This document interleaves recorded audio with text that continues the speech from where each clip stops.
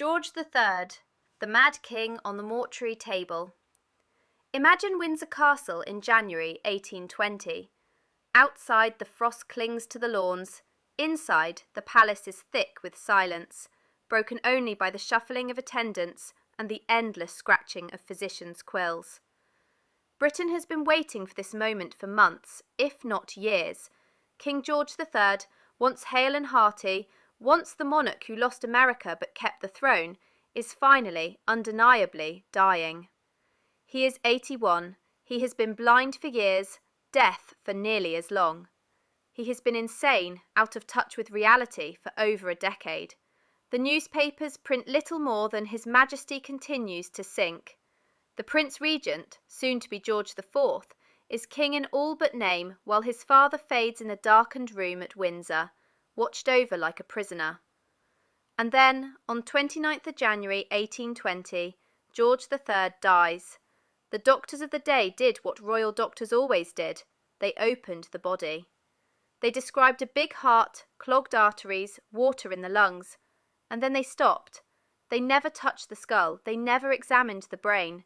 The one organ the world wanted answers from, they left alone. But today, we're going to do what they didn't.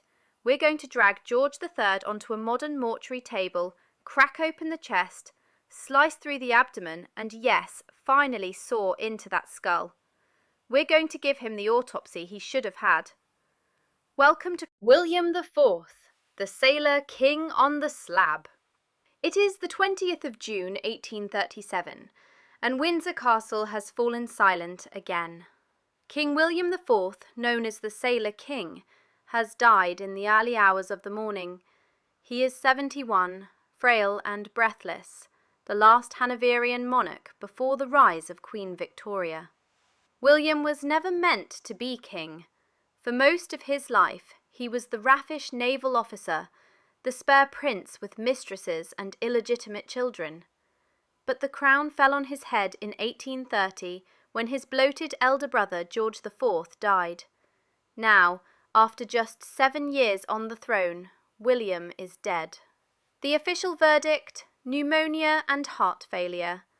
But what would an autopsy really have shown if his body had been cut open on the mortuary table? The last days. William had been in poor health for months. He suffered from chronic bronchitis, a rattling cough that never left him.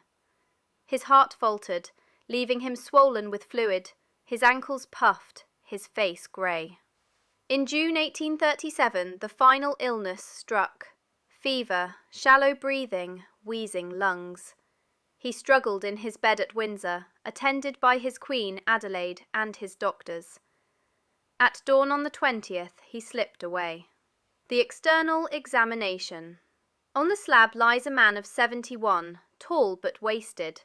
His naval youth gave him a wiry frame, but years of decline have left him thin in the limbs, swollen at the belly and ankles. His skin is pale, mottled with purple blotches. His lips are blue-tinged, his fingers clubbed from years of poor oxygen supply. He looks every inch a man who died suffocating. Opening the chest. The ribs are cracked open. The lungs are heavy, sodden, and oozing fluid when cut. This is pneumonia, the infection that drowned him. But the lungs also show long-term damage, scarring, chronic inflammation. Years of coal smoke, naval life, and repeated infections left their mark. The heart is enlarged, its walls thickened from years of hypertension. The arteries are narrow and stiff with atherosclerosis. William had congestive heart failure, and by the end his heart simply couldn't pump strongly enough to keep him alive. The combination of a weak heart and infected lungs was fatal. Into the abdomen. The abdomen is swollen with fat and fluid. The liver is enlarged and congested, partly from heart failure, partly from a life of rich food and alcohol. It is not as destroyed as George IV's, but it shows fatty change. The kidneys are shrunken and scarred, the result of high blood pressure and age. They no longer filtered properly, contributing to the fluid retention that puffed up his body in his final weeks. The intestines are sluggish, filled with dark fluid. His appetite had waned, his digestion faltered. The brain. The skull is opened. The brain is pale, its arteries stiff and narrowed. There are areas of small scarring, evidence of tiny strokes suffered over the years. This explains his bouts of confusion and memory lapses in old age. But the brain did not kill him. It was his chest that failed. Modern diagnosis. On a modern death certificate, it would read, cause of death, pneumonia on a background of congestive heart failure. Contributing conditions, hypertension, coronary artery disease, chronic bronchitis, chronic kidney disease, fatty liver disease. In plain English, William IV died of the classic Victorian cocktail of heart disease, lung disease, and infection. The theories. Unlike his brother George IV, William's death was not scandalised. He did not burst, he did not rot publicly, he did not drown in brandy. He simply wore out. But whispers remained.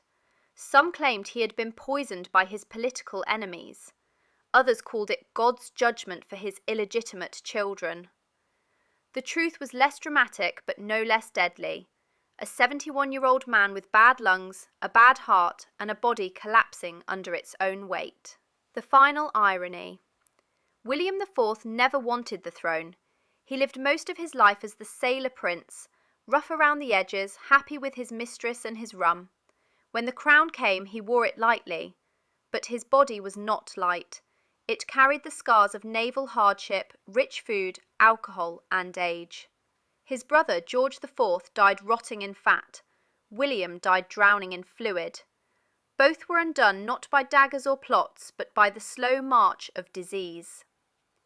And with William's death, the crown passed to his young niece Victoria, the dawn of an age that would change Britain forever.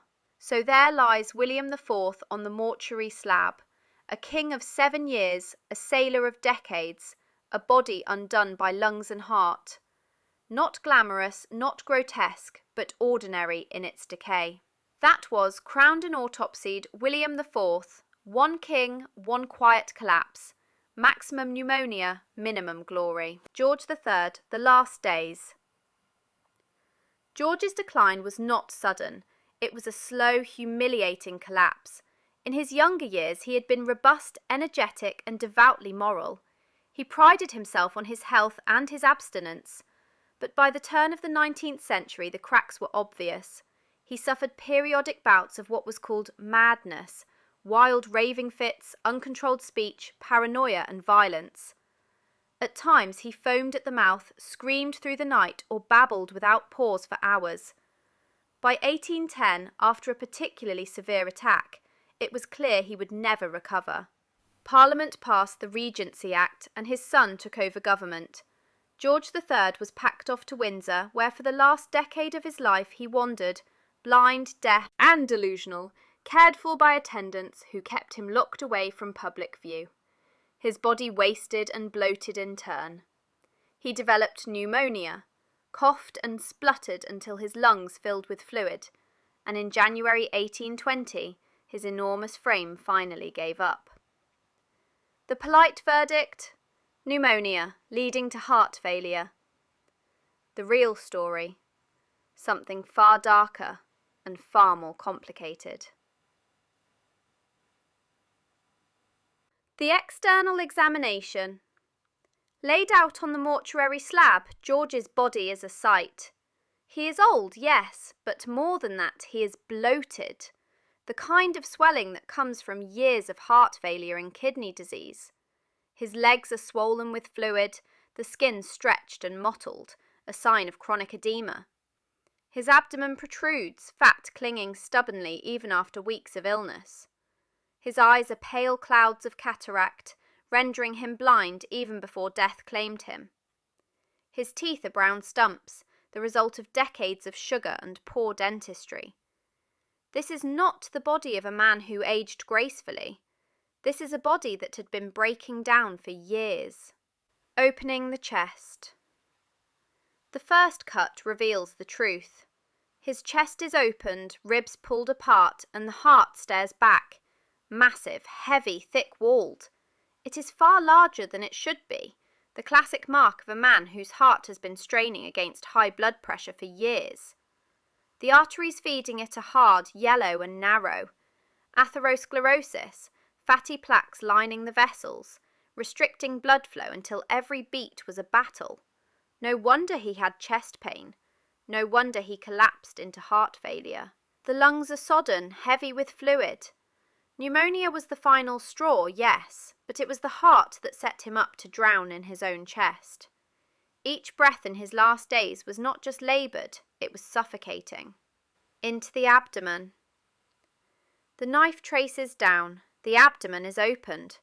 Fat spills out immediately, thick, yellow, clinging to every organ. George was not as grotesquely obese as his grandson George IV would later be, but he was far from lean. The liver is enlarged, pale, greasy.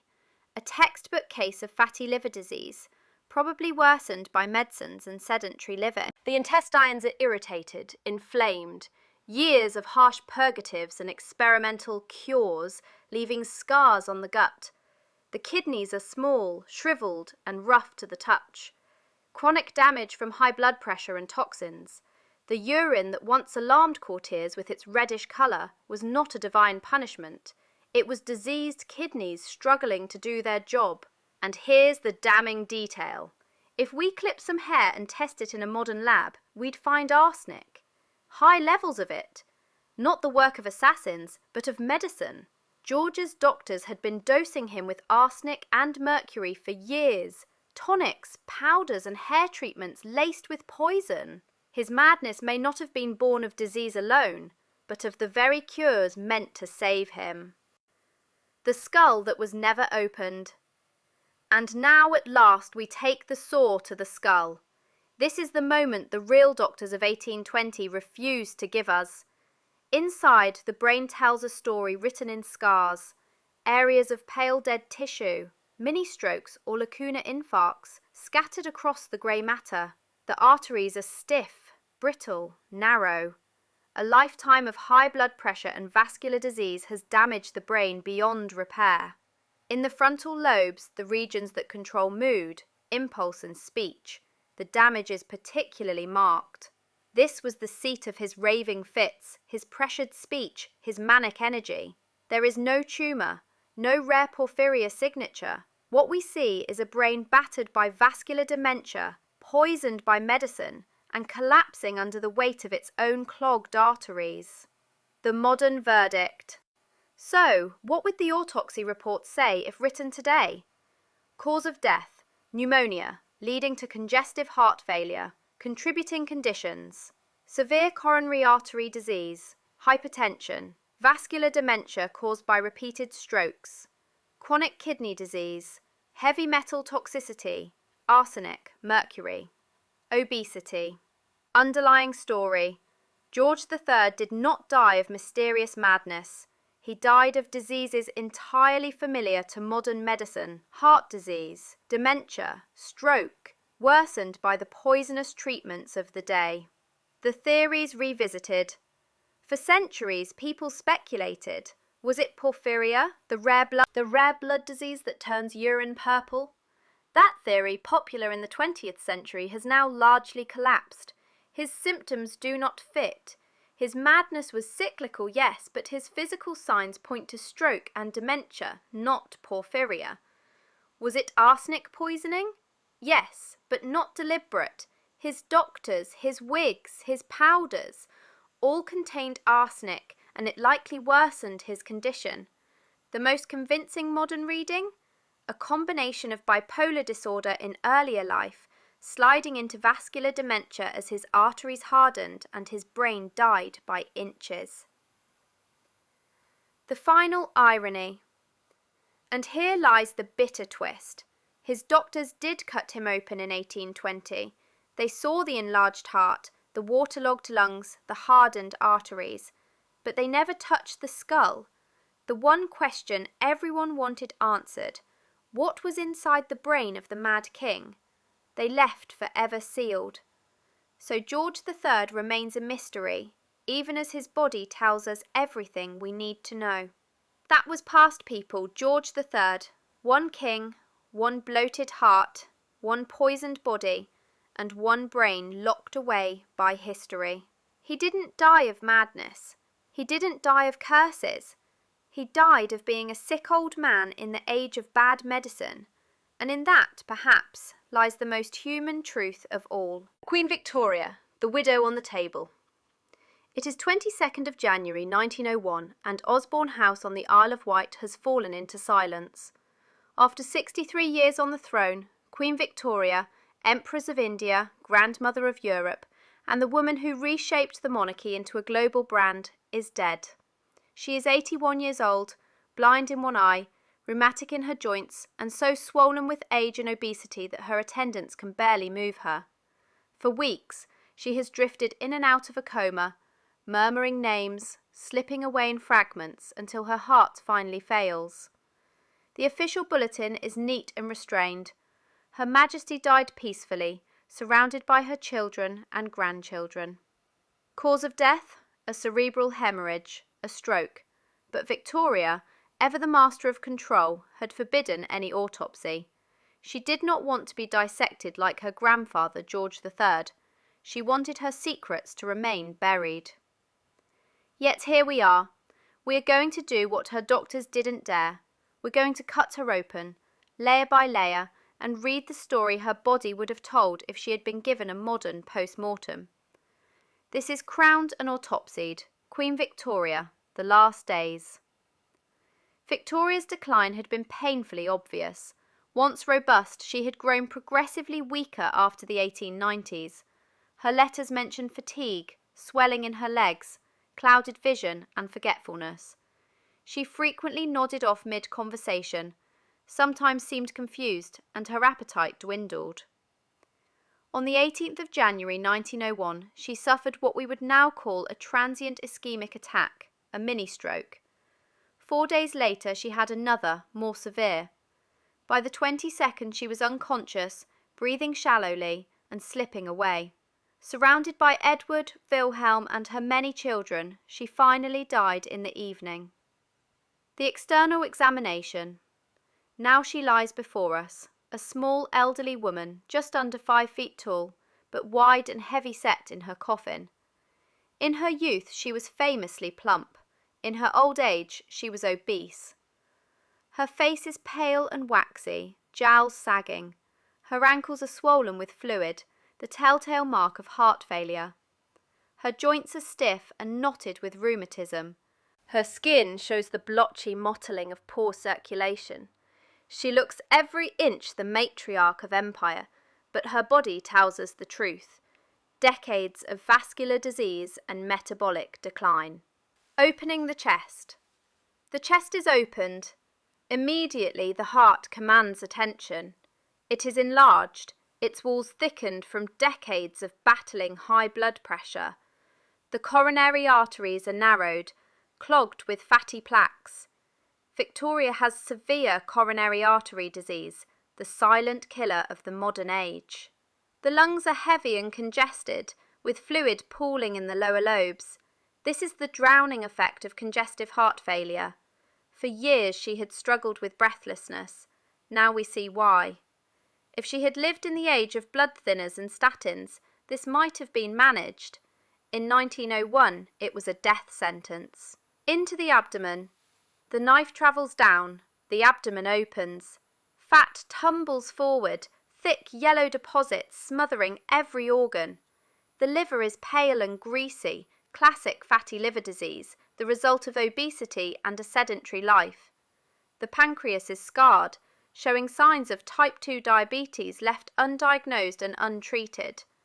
Her medical records mention excessive thirst and fatigue, symptoms her doctors wrote off as old age. The kidneys are small, shrunken, granular. They have been damaged by years of high blood pressure and diabetes. Victoria was heading towards chronic kidney disease, though no one dared suggest such a thing to the Queen.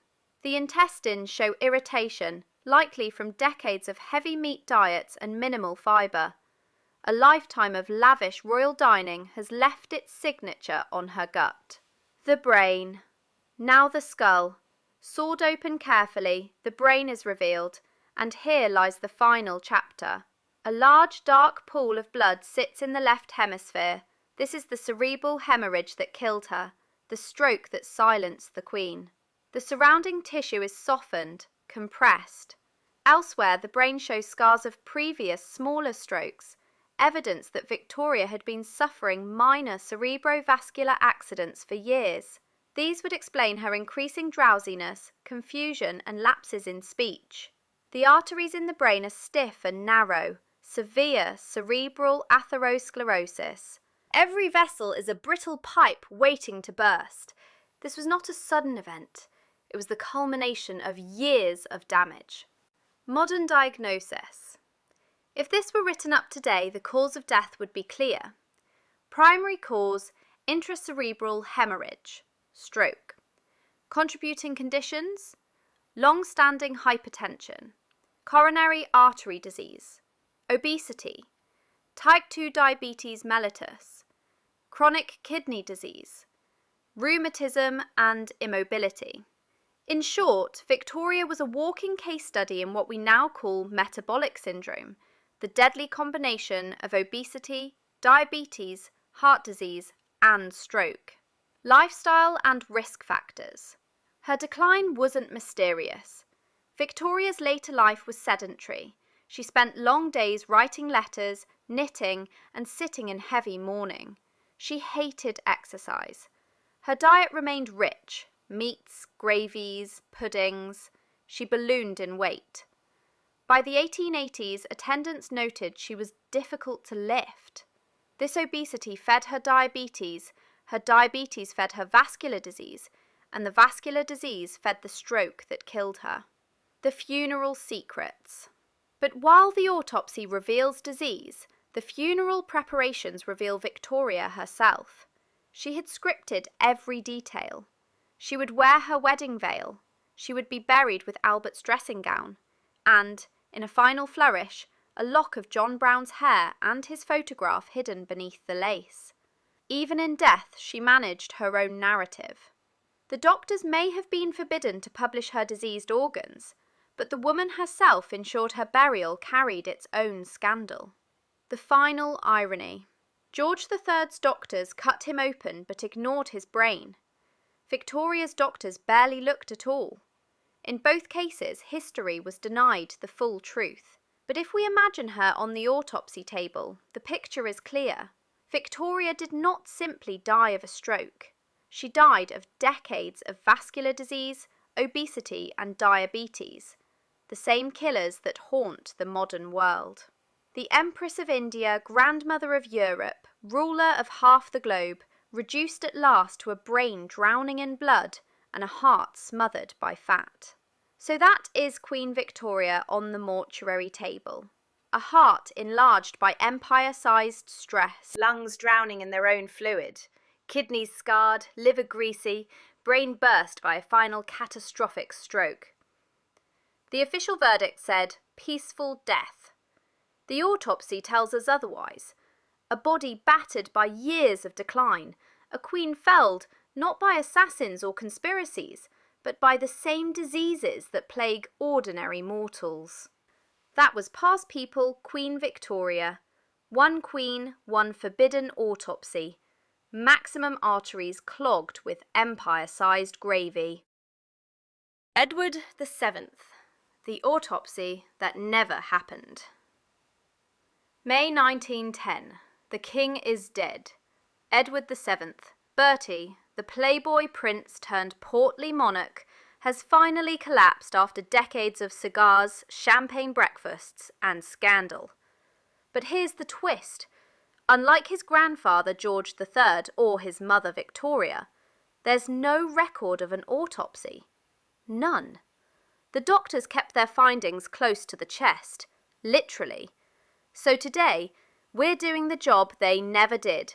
Let's drag Edward VII onto the forensic table and imagine what his autopsy would have revealed. The final days.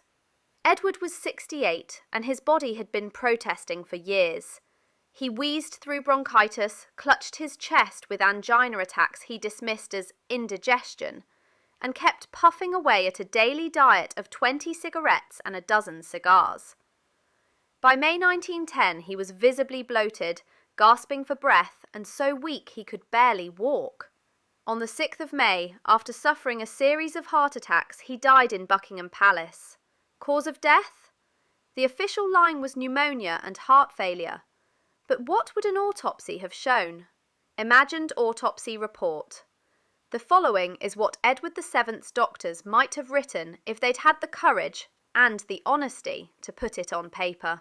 The lungs. Congested, heavy, filled with fluid. Clear signs of pneumonia, the immediate trigger that ticked him over the edge. Years of smoking had left his lungs scarred, blackened, and prone to infection. The heart. Massively enlarged, arteries stiff with atherosclerosis. The coronary arteries likely 80 to 90% blocked. He had been living on borrowed time for years. The abdomen. Thick layers of fat, evidence of obesity. Fatty deposits crowding around the liver, pancreas, and kidneys. The royal organs practically drowning in butter and brandy. The kidneys. Showing strain, possibly early renal failure. Another ticking bomb. The brain. Probably normal. No evidence suggests stroke or dementia. His decline was cardiac, not neurological. In other words, the king's body would have told the story everyone already suspected. Indulgence, excess, and years of medical denial. What they chose not to do. So why no autopsy? Because everyone already knew what killed him. The doctors didn't need to split him open to see the damage. And the family had no interest in confirming publicly that the King of England was essentially undone by foie gras, tobacco, and gouty overindulgence. His mother Victoria got a discreet peek under the hood. His grandfather George III got a full dissection. Edward VII? Silence. The modern diagnosis. If Edward VII were alive today, cardiologists would have had a field day. Coronary artery disease severe. Chronic bronchitis from smoking. Obesity-related type 2 diabetes very likely. Hypertension. Final cause of death, pneumonia, tipping his already failing heart over the edge. With modern medicine, he'd have been told to quit smoking, lose weight, take statins, and swap champagne for sparkling water. Edward would have hated every minute. The final irony. So Edward VII, the King of Excess, left no autopsy record, but his lifestyle wrote the autopsy for him. Every cigar, every mistress, every overstuffed dinner was another scalpel mark waiting to happen, and in the end, the silence of the missing post-mortem says it all. There was no mystery to solve. The king died of being Bertie. So there you have it. Edward VII, the autopsy that never happened. One king, zero scalpel, but a body that still testifies, in bloated heart, scarred lungs, and clogged arteries, to a lifetime of unchecked indulgence.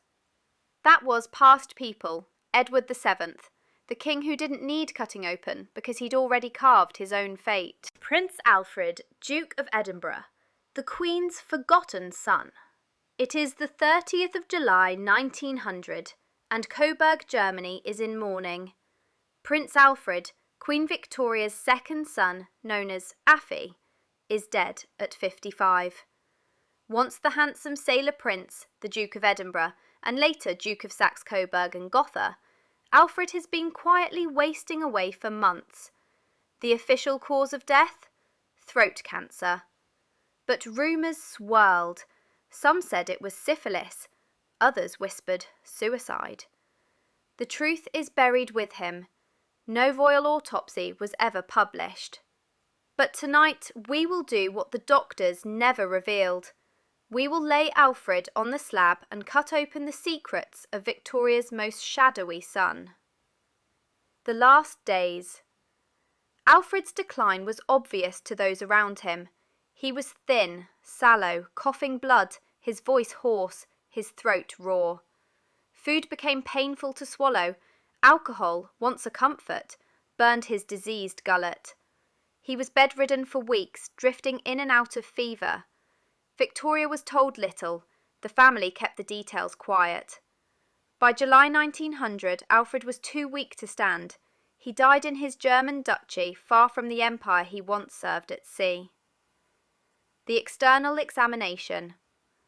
On the table lies a tall man wasted to the bone. His face is gaunt, skin stretched tight, lips cracked.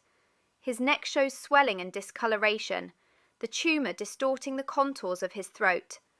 The body is emaciated, muscles wasted, ribs sharp. Fingers stained with nicotine. He was a lifelong smoker. He looks like a man consumed, not by fire or war, but by disease gnawing from within. Opening the chest and neck. The chest cavity is opened. The lungs are congested, speckled with black deposits, decades of tobacco smoke etched into the tissue. But the true horror lies higher. The throat is opened. The larynx and pharynx are a mass of ulcerated tumour, grey-white and ragged. The cancer has invaded deep, eroding the airway, narrowing the passage until every breath was a battle. The tumour has spread to nearby lymph nodes, which bulge like hard marbles in the neck. This is advanced throat cancer, almost certainly squamous cell carcinoma, the classic disease of heavy smokers and drinkers. The lungs show secondary infection, pneumonia from aspirated food and pus. He choked on his own disease. Into the abdomen. The liver is enlarged and mottled, showing signs of fatty change, possibly worsened by alcohol. The stomach is inflamed, irritated from malnutrition and constant vomiting. The kidneys show moderate scarring, age and lifestyle, nothing dramatic. But the abdomen tells the story of starvation. He had barely eaten in weeks. The brain. The skull is opened. The brain is pale but structurally intact. No strokes, no tumours. Alfred's death was not neurological. His agony was in the throat, not the mind. Modern diagnosis. If written up today, it would read, cause of death, metastatic squamous cell carcinoma of the throat. Contributing conditions, chronic tobacco use, malnutrition and wasting, secondary pneumonia, possible alcohol overuse. The theories. Whispers of syphilis? Highly unlikely. His decline was classic the throat cancer. The sores, the wasting, the hoarseness, all textbook. Suicide? Rumoured but unnecessary. The disease was more than capable of killing him. What the autopsy tells us is simple. Affy died a smoker's death, his throat devoured by cancer until he suffocated in his own body. The final irony. Alfred had once been the dashing sailor prince, touring the empire, entertaining queens, marrying a Romanov. But his end was hidden, quiet, undignified. The son of Queen Victoria, who adored control and ceremony, died choking, starved and silenced, his voice gone long before his breath. So there lies Prince Alfred, Duke of Edinburgh, on the mortuary slab, a sailor, a duke, and a smoker. His throat torn apart by cancer, his lungs scarred, his body wasted. That was past, people. Prince Alfred. One prince, one devoured throat, maximum silence. Prince Arthur, the soldier prince on the slab. It is the 16th of January 1942, and a quiet house in Bagshot Park, Surrey, falls still. Prince Arthur, Duke of Connaught, Queen Victoria's third son, is dead at 91. Arthur was the soldier prince, the one who wore uniform almost his entire life. He fought, he governed, he saluted his way through the reigns of 3 monarchs. And now, in the middle of the Second World War, the old general has finally gone to his rest. No autopsy was recorded. By this point, what would have been the point? He had outlived nearly everyone. But if we put Arthur on the slab today, his body would tell the tale of a soldier who lasted longer than any of his brothers, yet could not escape time itself. The last days. Arthur had been frail for years. By his late 80s, he was wheelchair-bound, suffering from heart problems and repeated infections. His memory faltered, his body was swollen with fluid. He was one of the oldest royals in Europe, but age had stripped him of strength. In January 1942, he caught a chest infection. His heart, already weak, could not cope. Within days, he was gone. The external examination. On the mortuary table lies a very old man. The skin is thin, papery, mottled with bruises. His frame is shrunken, muscles wasted, yet his belly and ankles are swollen, fluid pooling from a failing heart. His face is gaunt, lips tinged blue, hands curled in on themselves. The stench of old age, ammonia, infection, decay, clings faintly to him. Opening the chest. The chest is opened, the heart is large, heavy, with walls thickened and arteries stiff as pipes. This is advanced atherosclerosis. The coronary arteries are narrowed to threads. Arthur had been living with chronic heart failure for years. The lungs are heavy and sodden, fluid pouring out when cut. Pneumonia had flooded them, the infection that finished him. Old scarring suggests he'd had repeated chest infections before, the curse of the elderly. His ribs are thin and brittle, bones weakened by age. Into the abdomen. The abdomen shows the slow rot of time. The liver is congested from years of poor circulation. The kidneys are small, scarred, their surfaces granular. Classic chronic kidney disease worsened by hypertension. They had been failing him for years, causing the swelling in his legs and belly. The intestines are pale and atrophied. The stomach is small, almost empty. In his final days he had little appetite left. The brain. The skull is opened, the brain is shrunken, its surface furrowed deeper than in youth. The arteries are narrow, brittle, several with signs of old clots. Arthur had likely suffered minor strokes, explaining confusion and weakness in his final years. But there is no single catastrophic bleed. His mind faded because his vessels hardened, not because of a single blow.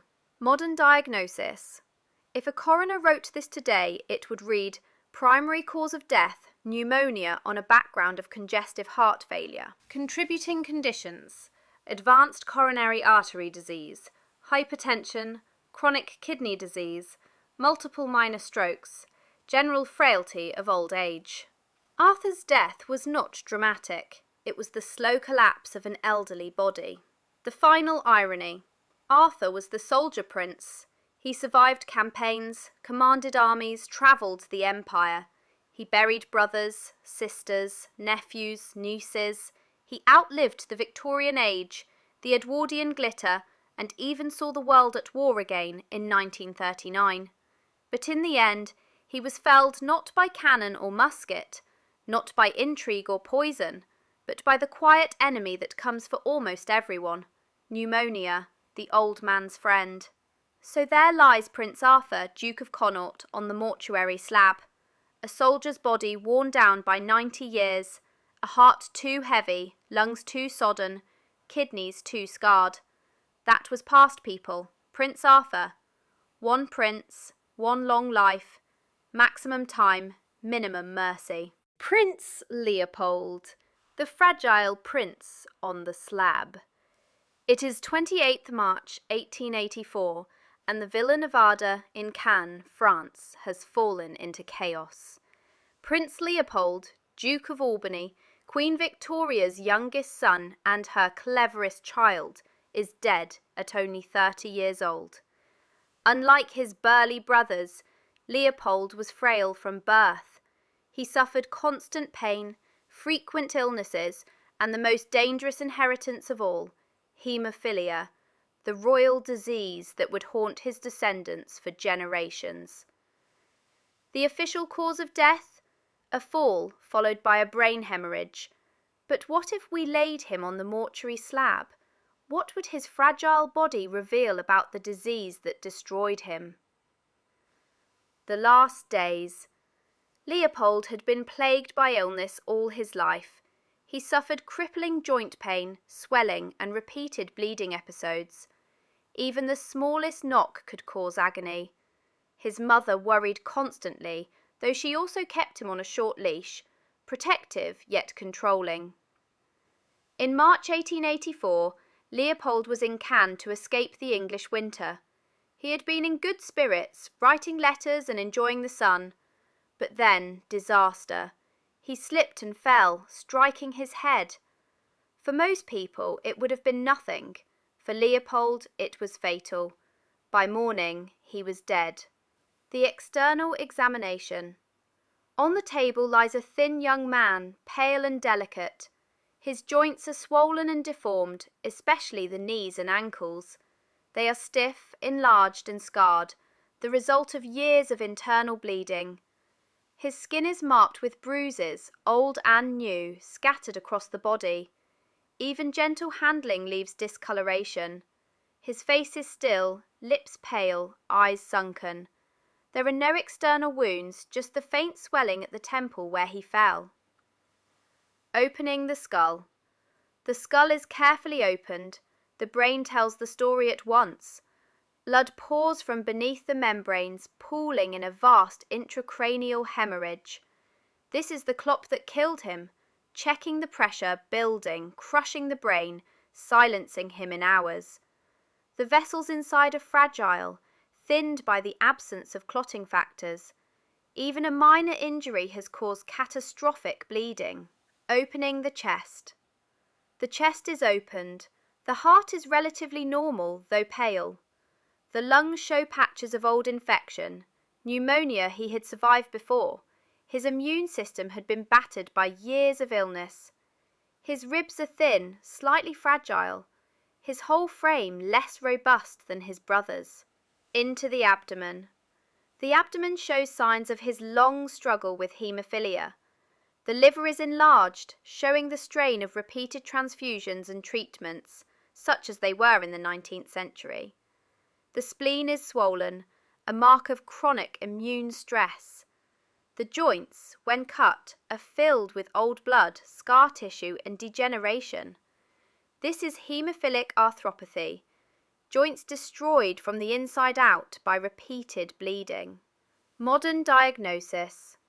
If a coroner wrote the report today, it would read, primary cause of death, intracranial hemorrhage following minor trauma. Contributing conditions, severe hemophilia B, clotting factor 9 deficiency, the form later traced in the royal family. Chronic hemophilic arthropathy, recurrent infections, general frailty. In plain English, Leopold died because his blood could not clot. His entire life was a countdown to disaster, and one slip was enough to end it. The theories. Poison?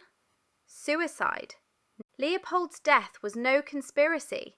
It was written into his blood from the moment he was born.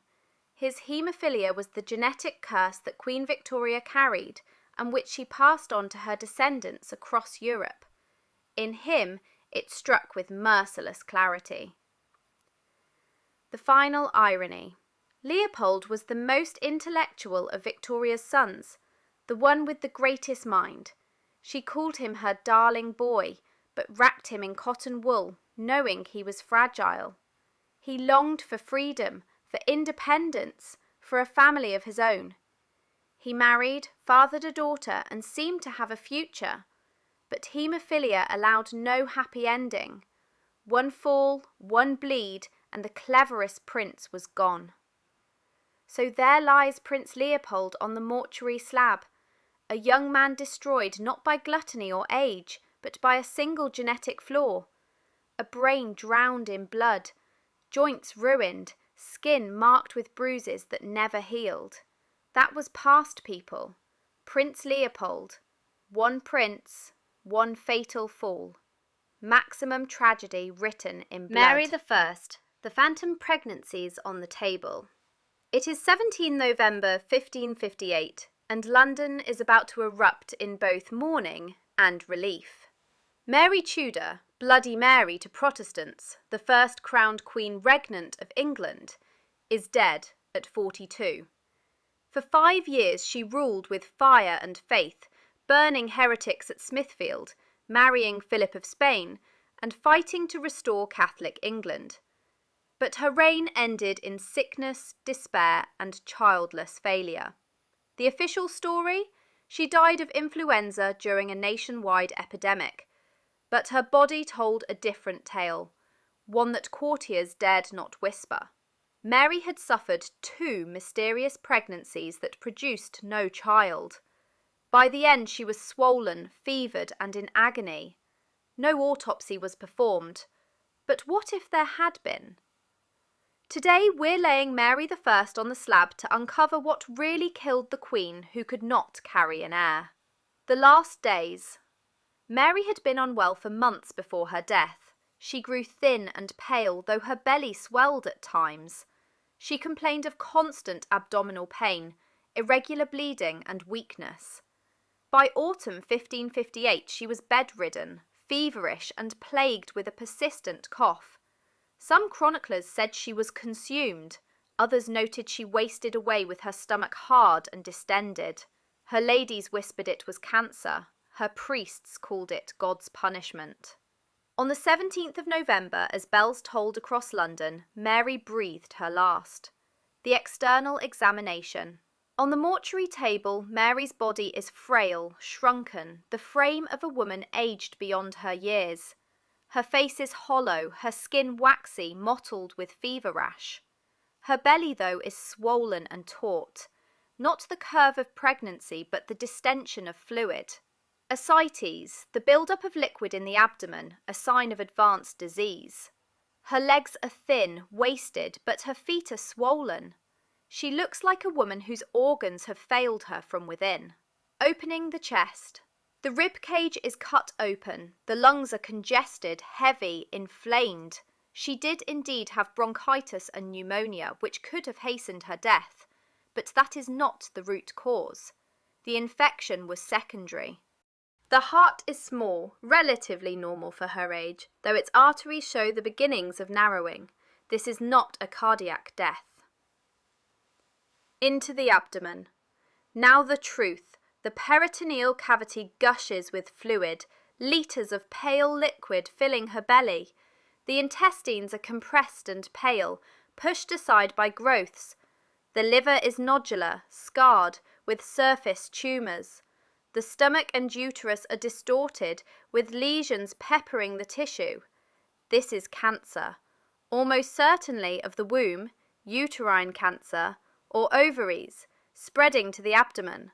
The pregnancies Mary endured were not pregnancies at all, but phantom pregnancies caused by tumours. Her belly swelled, her breasts tender, her period stopped, all mimicking pregnancy, while cancer advanced unseen. By 1558 the disease had metastasized, the swelling, the bleeding, the pain, the fever, all the marks of terminal gynecological cancer. The brain. The skull is opened. The brain is pale but largely intact. No sign of stroke. Her madness was never in the mind but in the agony of her body. Modern diagnosis.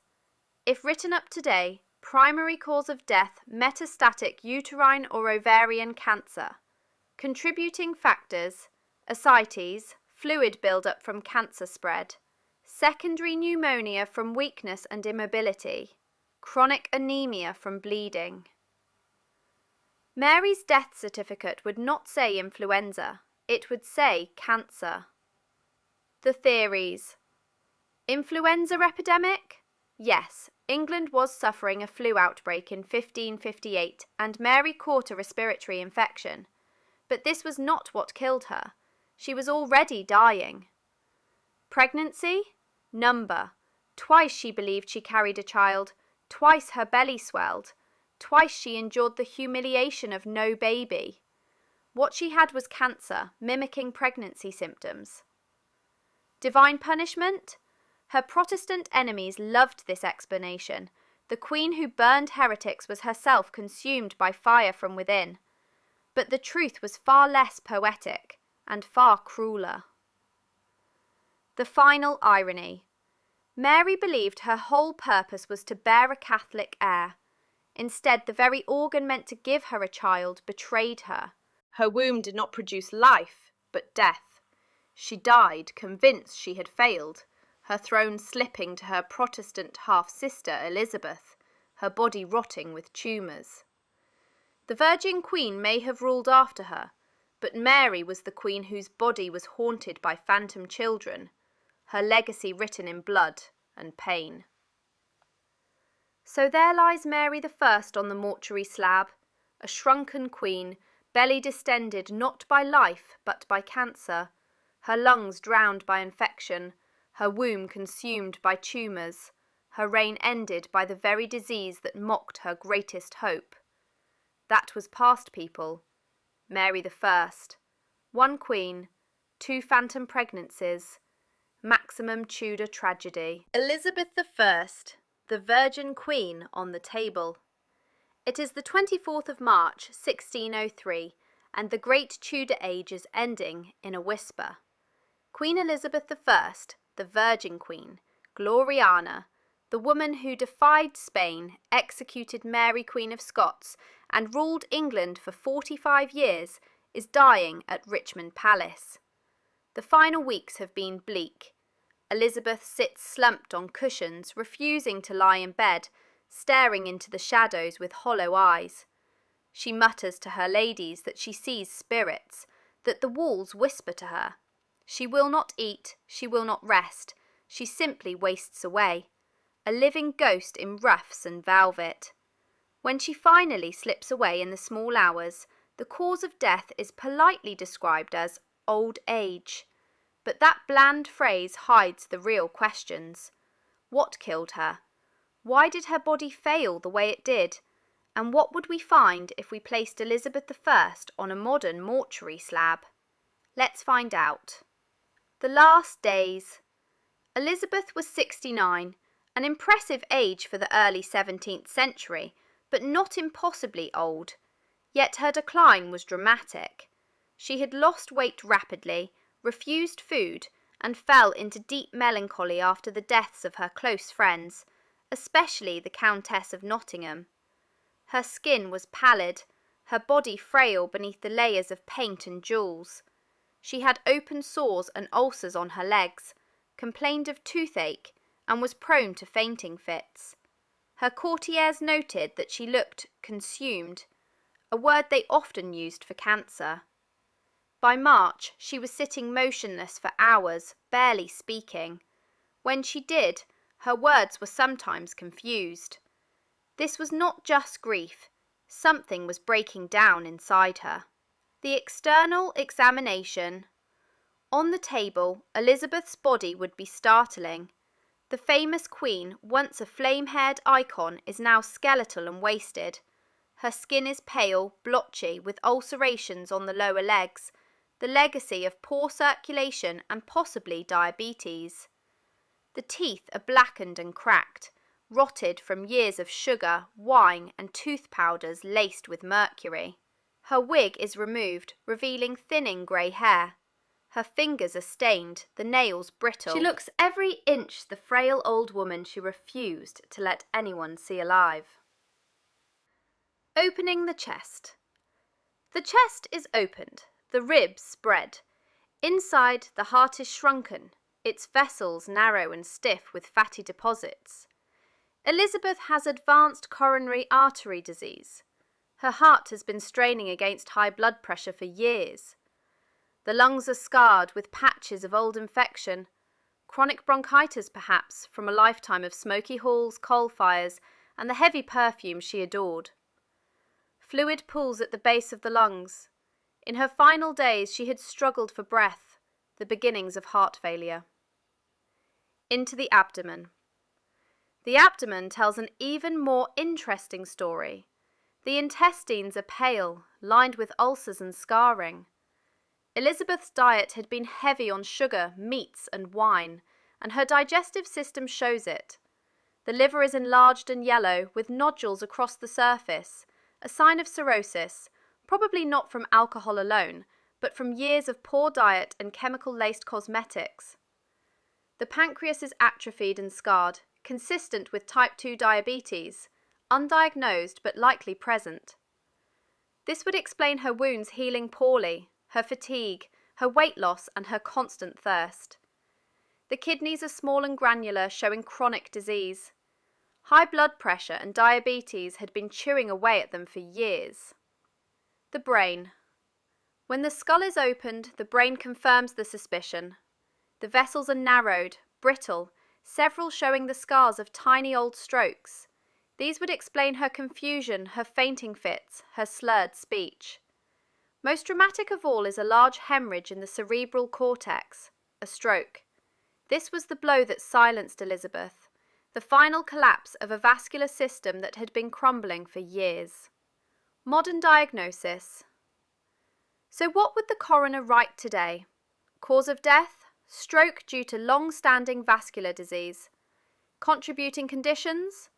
Coronary artery disease, hypertension, type 2 diabetes mellitus, chronic kidney disease, cirrhosis of the liver, chronic infection and malnutrition. In short, Elizabeth was not killed by one thing, but by a web of interconnected diseases, the metabolic syndrome of a Tudor queen.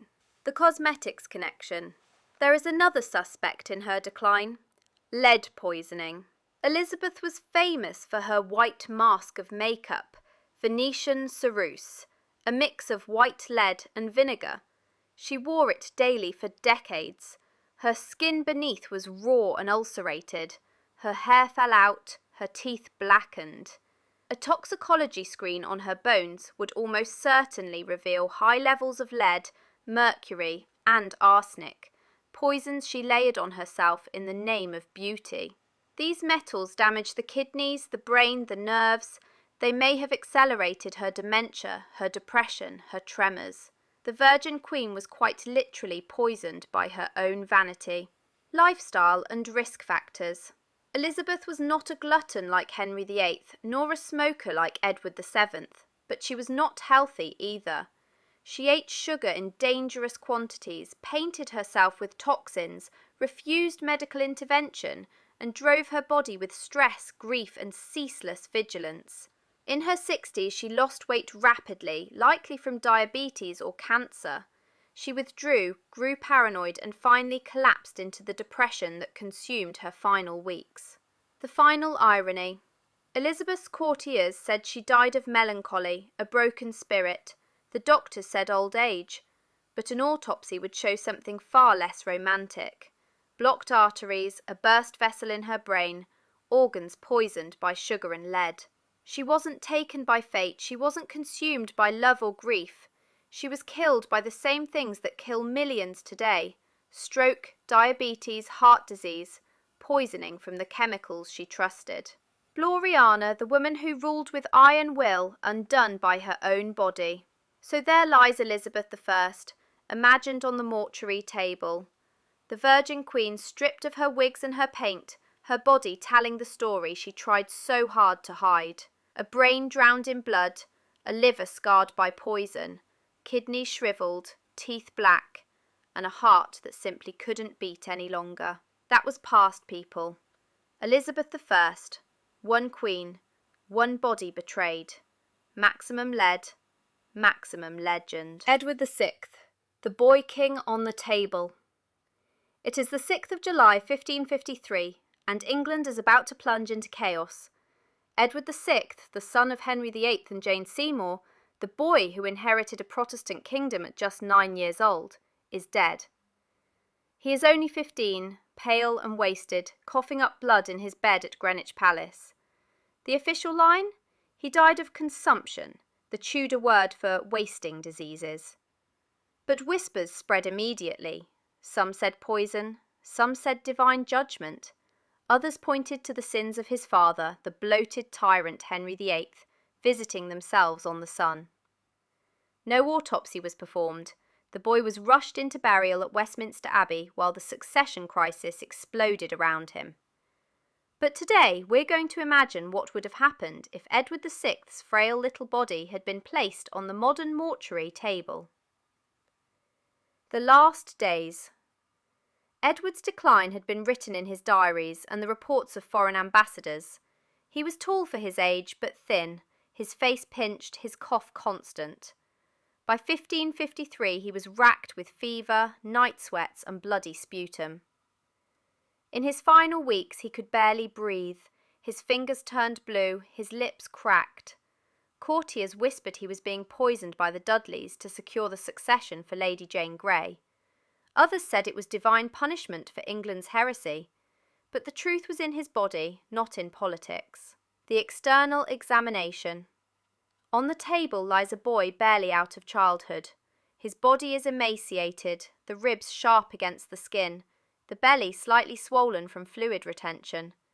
The face is gaunt, cheeks hollow, lips dark. The skin shows a grey pallor flecked with purple blotches from poor circulation. The fingernails are ridged and blue. The frame is that of a youth, but the body has been ravaged as though by decades of disease. Opening the chest. The ribs are pulled back. The lungs are immediately abnormal. They are heavy, lumpy, mottled with white nodules and streaks of blood. When cut, they ooze thick pus. This is tuberculosis, the great killer of the 16th century. The airways are narrowed, the lung tissue riddled with cavitations, pockets eaten away by infection. This explains the boy's endless coughing, the bloody sputum, the night sweats. Fluid fills the lower lobes. Pneumonia has taken hold as well.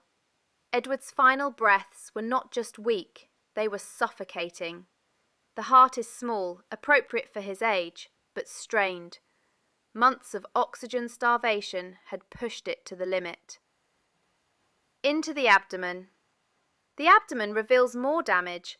The liver is swollen and mottled, likely from secondary infection. The intestines are ulcerated in places. Tuberculosis was not confined to the lungs, it had spread through the body. The kidneys are pale and scarred, possibly also affected by TB. Their function was already failing, contributing to the swelling in his limbs and belly. The spleen is enlarged, the immune system's desperate attempt to fight an infection it could never win. The brain. The skull is opened, the brain is thinly covered with membranes, showing inflammation, a sign of tubercular meningitis. Edward's confusion, headaches and fevers in his last weeks weren't just from the lungs. The infection had reached his brain and spinal cord. This was the final stage of the disease. Death was inevitable. Modern diagnosis. If this were written up today, the verdict would be grim but clear. Cause of death: disseminated tuberculosis with pneumonia and tubercular meningitis. Contributing conditions: malnutrition, chronic infection and wasting, secondary organ failure, kidneys, liver. In plain English, Edward VI was eaten alive from the inside by tuberculosis, a disease that slowly suffocated, starved, and poisoned him until he could no longer stand. The theories. Poison? Unlikely. There was no sudden collapse, no violent vomiting or convulsions.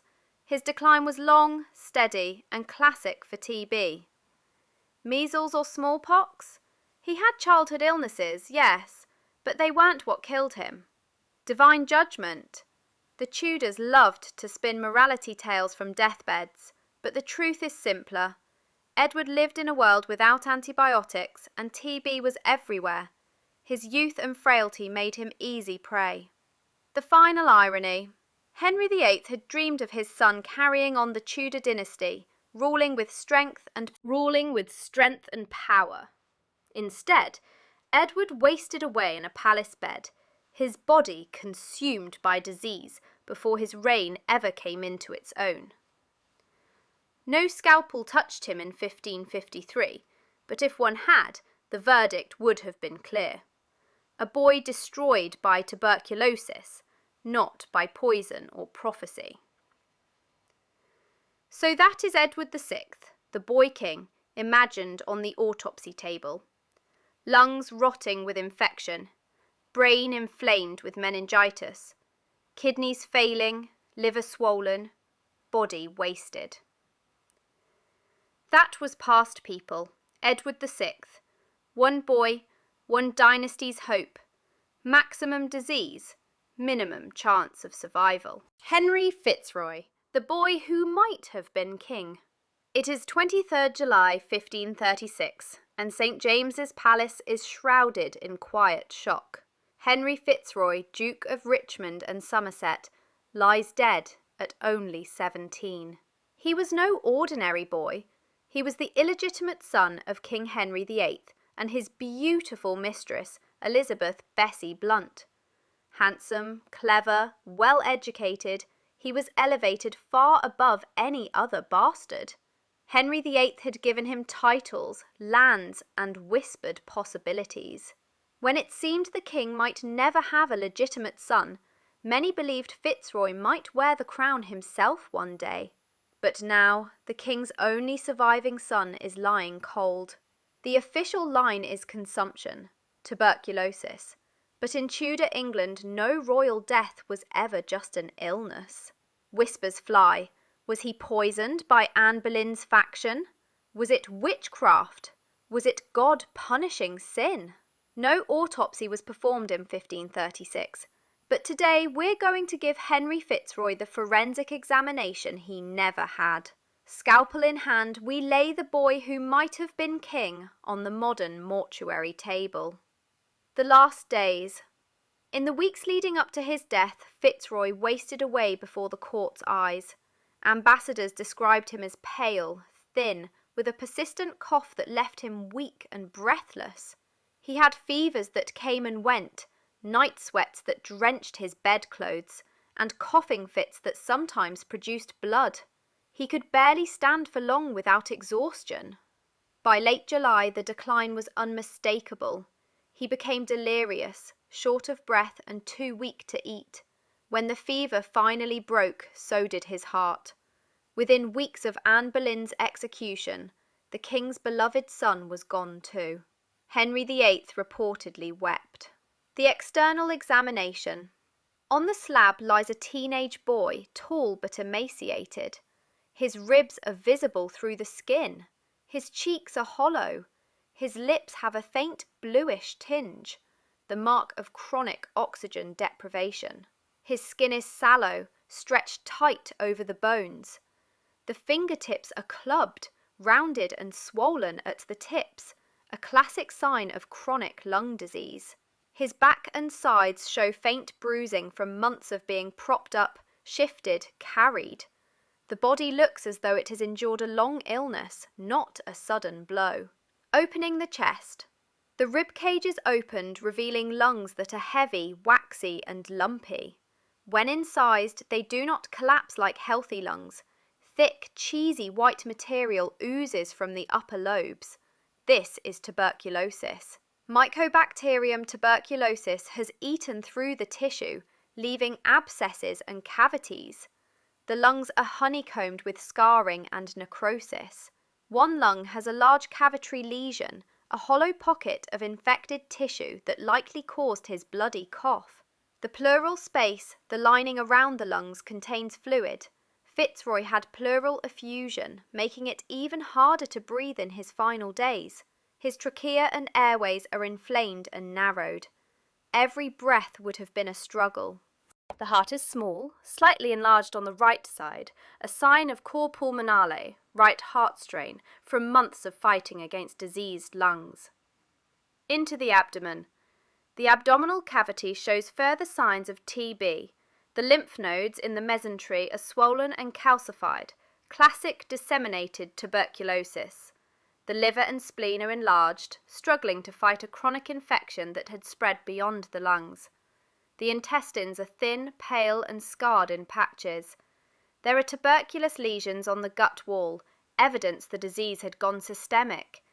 This was miliary tuberculosis, the most aggressive form.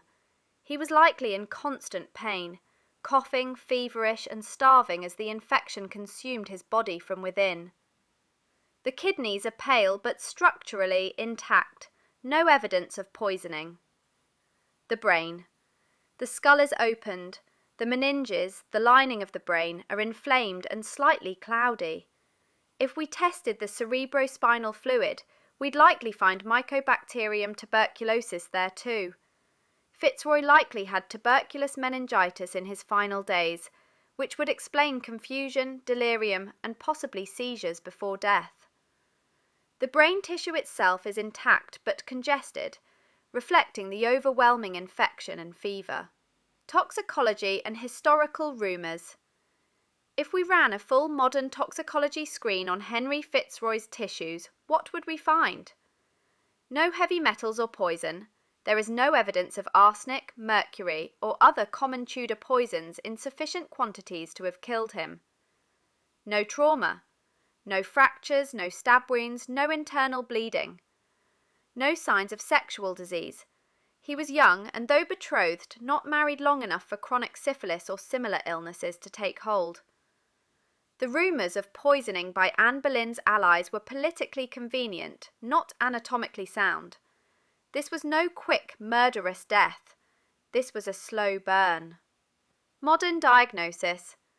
If Henry Fitzroy's autopsy were written today, the coroner's report would read: primary cause of death, miliary tuberculosis with cavitary pulmonary lesions. Contributing conditions: chronic malnutrition and wasting, cachexia, pleural effusion and cor pulmonale, right-sided heart strain. Tuberculous meningitis, manner of death, natural causes, infectious disease. This was the textbook death of a 16th century teenager in a time when tuberculosis was rampant and incurable. The political fallout. Henry Fitzroy's death did not just break his father's heart, it shook the Tudor succession. Henry VIII had considered legitimising him. The Duke of Richmond might have been named heir if Jane Seymour had not borne Edward VI a few years later. His death left the king with no male heir alive, and the Tudor court dangerously unstable. In 1536, Henry lost Anne Boleyn, Catherine of Aragon, Thomas More, the Pilgrimage of Grace began, and now his only son.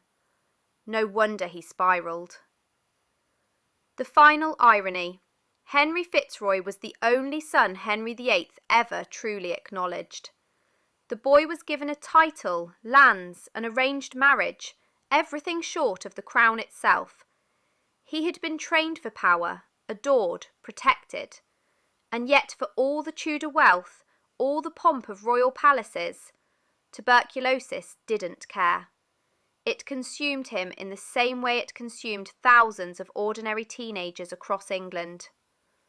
No poison, no witchcraft, no political murder, just a slow, suffocating disease that ate the prince who might have been king. So there lies Henry Fitzroy on the mortuary slab, a young man whose lungs have been hollowed out by TB, whose brain was clouded with meningitis, whose body wasted away long before his crown could ever be placed. That was past people, Henry Fitzroy. One bastard prince, one broken heir.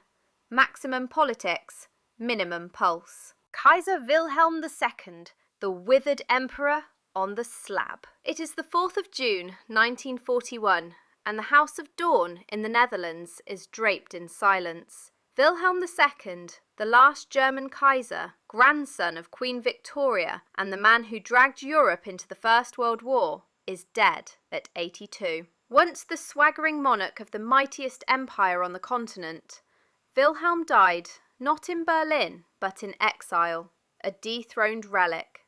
He had lived long enough to see the rise of Hitler, a man he distrusted and resented, and now, after decades of bitterness, his body has finally given out. The official cause of death? A pulmonary embolism, a blood clot in the lungs. But if we placed him on the mortuary slab, what story would the Kaiser's body tell? The last days. Wilhelm spent his exile pacing his Dutch estate, chopping wood obsessively to prove his strength. But by 1941 the old emperor was frail. He suffered from angina, his chest tightening with exertion. His legs were swollen with fluid, he had crippling arthritis in his joints, and, of course, there was the arm. From birth his left arm had been withered by a traumatic delivery. He hid it in portraits, tucked it into uniforms, but in old age it was shriveled and useless, a permanent reminder of frailty. On the 4th of June, after complaining of chest pain, Wilhelm collapsed. Within hours he was gone. The external examination. On the table lies a tall but shrunken man. His frame, once imposing in Prussian uniform, is stooped and frail.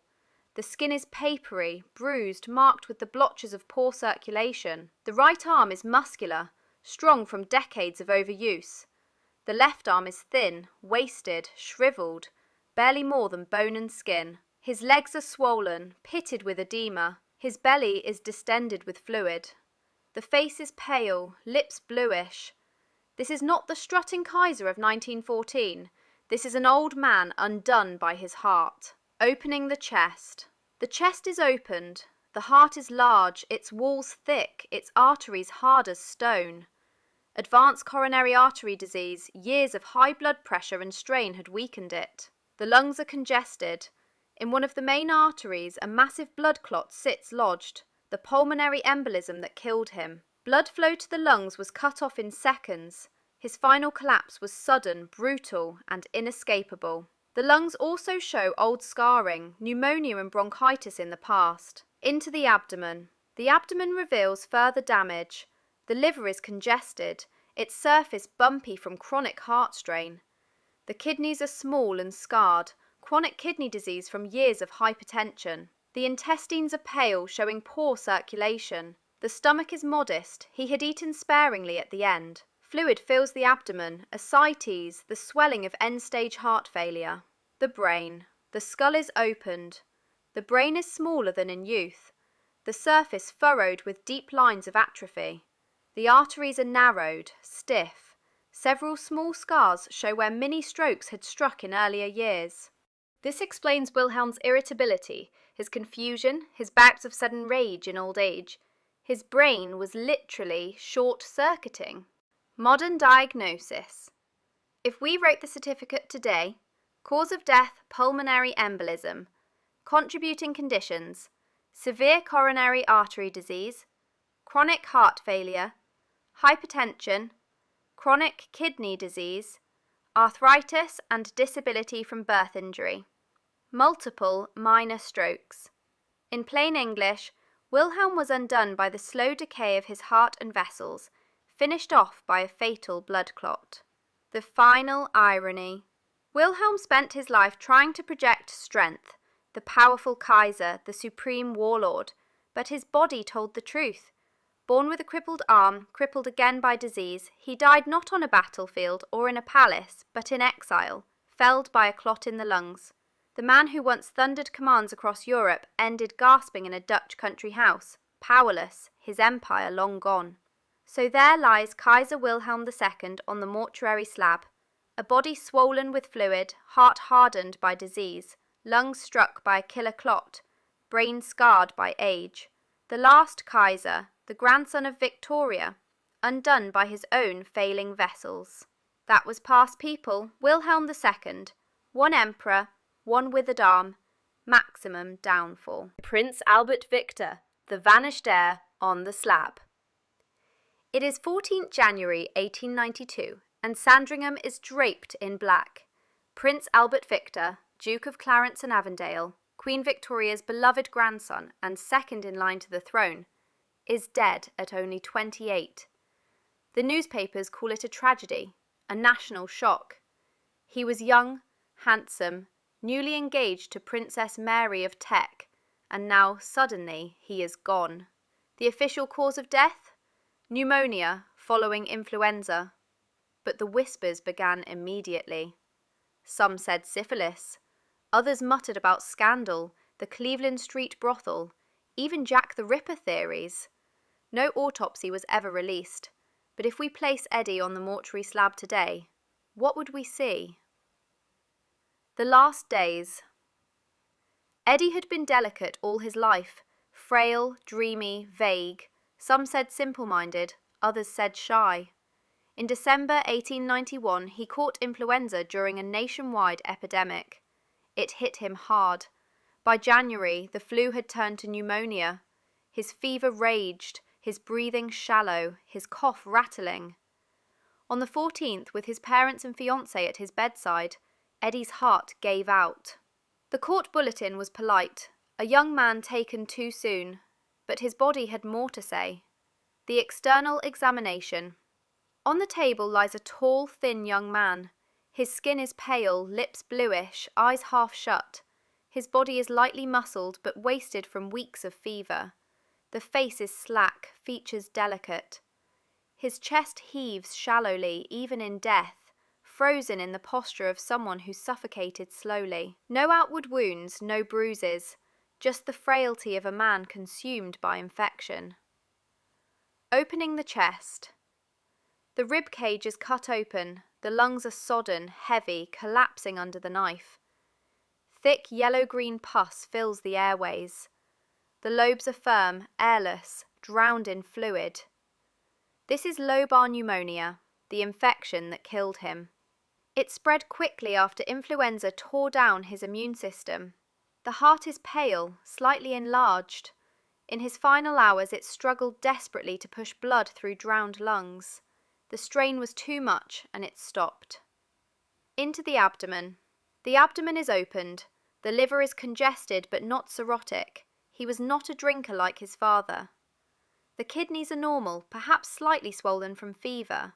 The intestines are inflamed, reflecting the systemic infection. There are no tumours, no scarring of syphilis, no signs of chronic venereal disease.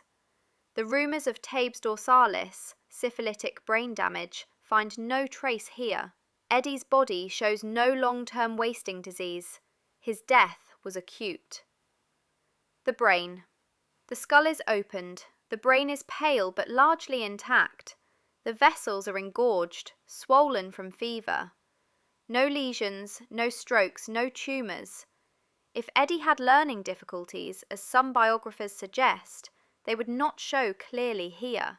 But there is no evidence of syphilis or degenerative disease in the nervous system. Modern diagnosis. On a modern certificate it would read, cause of death, lobar pneumonia, secondary to influenza. Contributing conditions: frailty and poor immune resilience, prolonged fever and dehydration, possible congenital weakness, speculated learning disability. In plain terms, Eddie died of flu and pneumonia. The rumours of syphilis, brothel diseases, or secret poisoning have no anatomical evidence. The theories: syphilis, gossip. The Victorian press loved to smear princes, but the autopsy shows no signs of it. Jack the Ripper? Conspiracy theorists later tried to tie him to the killings. Impossible. In 1888, Eddie was abroad during several murders, and his autopsy shows no signs of long-term mental collapse. Divine punishment? Some Catholics called it retribution for his family's Protestant sins. In truth, it was just influenza, the same epidemic that killed thousands across Britain that winter. The final irony. Eddie's death changed history. His younger brother George married his fiancée, Princess Mary, and they became George V and Queen Mary, the grandparents of Elizabeth II. If Eddie had lived, he would have been king instead of his brother. The monarchy might have looked very different, but his body, frail from birth, never gave him that chance. So there lies Prince Albert Victor on the mortuary slab, a young man, lungs drowned in pus, heart stopped in its struggle, future stolen by a virus. Not syphilis, not scandal, just pneumonia. That was Past People, Prince Albert Victor.